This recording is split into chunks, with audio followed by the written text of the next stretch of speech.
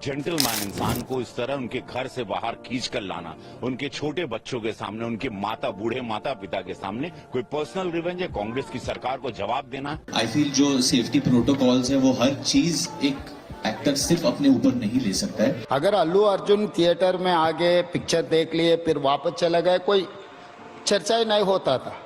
गाड़ी में वो पूरा बाहर निकल के बाहर गाड़ी के ऊपर आ जाके पूरा माहौल को इतना ये कर दिया, कोई कंट्रोल ही नहीं था।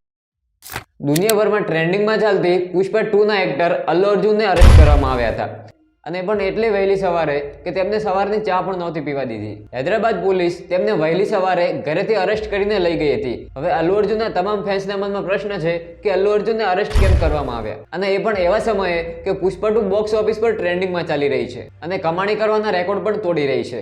અત્યાર સુધી આ મૂવી વર્લ્ડ વાઇડ 1000 કરોડની કમાણી કરી ચૂકી છે। એવામાં પ્રશ્ન એ છે કે તેમને અરેસ્ટ કેમ કરવામાં આવ્યા। સોશિયલ મીડિયા પર એક વિડીયો ખૂબ જ વાયરલ થઈ રહ્યો છે જેમાં અલ્લુ અર્જુન પોલીસ સાથે જોવા મળી રહ્યા છે। આ બધા પાછળનું કારણ છે થિયેટરમાં થયેલી યુવતીનું મોત। તો ચાલો ડિટેલમાં સમજીએ કે ખરેખર મામલો શું છે। 4 ડિસેમ્બરની રાત્રિએ હૈદરાબાદમાં આવેલા સંધ્યા થિયેટરમાં પુષ્પા 2ની સ્ક્રીનિંગ દરમિયાન અલ્લુ અર્જુન લોકો વચ્ચે આવે છે, જેથી લોકોની એટલે કે અલ્લુ અર્જુનના ફેન્સની ભીડ થઈ જાય છે અને આ ભીડને નિયંત્રિત કરવામાં હૈદરાબાદની પોલીસ અસફળ થાય છે, જેથી ત્યાં આગળ ભગદડ મચી જાય છે। आप देख सकते हो ना, बहुत ओवर क्राउडेड है और पूरा मिसमैनेजमेंट हो चुका है और ग्रिल तोड़ दिया, सीट्स तोड़ दिए।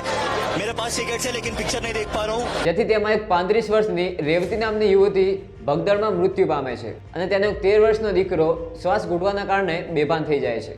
પછી તેને હોસ્પિટલમાં ભરતી કરવામાં આવ્યો હતો। અલ્લુ અર્જુન આ ઇવેન્ટમાં મ્યુઝિક ડાયરેક્ટર દેવીશ્રી પ્રસાદ સાથે ઉપસ્થિત થયા હતા ત્યારે થિયેટરનો મેઇન ગેટ પડી જાય છે અને ત્યાં આગળ અફરાતફરી મચી જાય છે। ત્યાંના પ્રશાસનની બેદરકારીના કારણે યુવતી મૃત્યુ પામે છે। હવે પોલીસનો એવો આરોપ છે કે અલ્લુ અર્જુન પોલીસને જાણ કર્યા વિના સ્ક્રીનિંગ પર આવી ગયા હતા। તો હવે જાણીએ કે અલ્લુ અર્જુન અરેસ્ટ કેમ થયા। હૈદરાબાદમાં ભગદડના કારણે એફઆઈઆર દર્જ કરી હતી, જેથી અલ્લુ અર્જુનનું પણ નામ હોવાથી યુવતીના મોતથી જોડાયેલા મામલામાં અરેસ્ટ કરવામાં આવ્યા હતા અને તેમને ચિકડપલ્લી પોલીસ સ્ટેશનમાં લઈ ગયા હતા। પોલીસે 5 ડિસેમ્બરે મહિલાના પરિવાર તરફથી કરેલી ફરિયાદના આધારે અલ્લુ અર્જુન, તેમની સુરક્ષા ટીમ અને થિયેટરના માલિક સામે ભારતીય ન્યાય સંહિતાઓ 105 અને 118 તહેત ચિકડપલ્લી પોલીસ સ્ટેશનમાં મામલો દર્જ કર્યો હતો। અલ્લુ અર્જુનથી પણ પહેલા કોને અરેસ્ટ કરવામાં આવ્યા હતા એ જાણીએ। અલ્લુ અર્જુનથી પહેલા થિયેટરના માલિકમાંથી એક સિનિયર મેનેજર અને નીચેની બાલ્કનીના પ્રભારીને અરેસ્ટ કર્યો હતો અને અલ્લુ અર્જુનને અરેસ્ટ એવા સમય પર કરવામાં આવ્યો કે જ્યારે એફઆઈઆર રદ કરવા માટે તેલંગાણા હાઈકોર્ટની મુલાકાત લીધી હતી। અલ્લુ અર્જુને મહિલાના પરિવારને 25 લાખની આર્થિક સહાય કરવાની ઘોષણા કરી હતી અને મહિલાના મોતથી દુઃખ પણ વ્યક્ત કર્યું હતું। અલ્લુ અર્જુનના ફેવરમાં પ્રતીક ગાંધી, વરુણ ધવન અને કંગના રનૌતે પણ પોતાનું બયાન આપ્યું છે। ऐसा होना ही नहीं चाहिए था कहीं पे, और इसके लिए कोई एक आदमी नहीं, बहुत सारे लोग जिम्मेदार हैं। मतलब भीड़ में कुछ भी हो सकता है, तो भीड़ को ही पहले समझना चाहिए कि कैसे जीना है। पर हाँ, मतलब वेरी सैड इंसिडेंट है। जैसे कि हम लोग अभी यहाँ मैं इसी की बात कर सकता हूँ, सिनेपोलिस ने बहुत अच्छा प्रबंध किया है यहाँ पे and we are grateful to them on that. And जो हादसा हुआ है वो बहुत दर्दनाक है। Very sorry, send my condolences, but at the same time I think जो आप ब्लेम है सिर्फ एक इंसान पे नहीं डाल सकते। અને પોલીસનો એવો આરોપ છે કે અલ્લુ અર્જુન સ્ક્રીનિંગ સમયે પ્રીમિયમમાં સામેલ થશે એની જાણકારી પોલીસને નહોતી આપી, જેથી પૂરતી સુરક્ષાનો બંદોબસ્ત નહોતો થયો।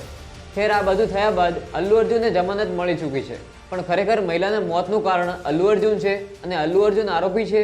તમને શું લાગે છે? કમેન્ટમાં જરૂર જણાવજો। અને આવા જ ગુજરાતી વિડીયો જોવા માટે ચેનલને સબસ્ક્રાઇબ કરી દેજો। મળીએ નવા અંદાજે એક નવા વિડીયોની અંદર।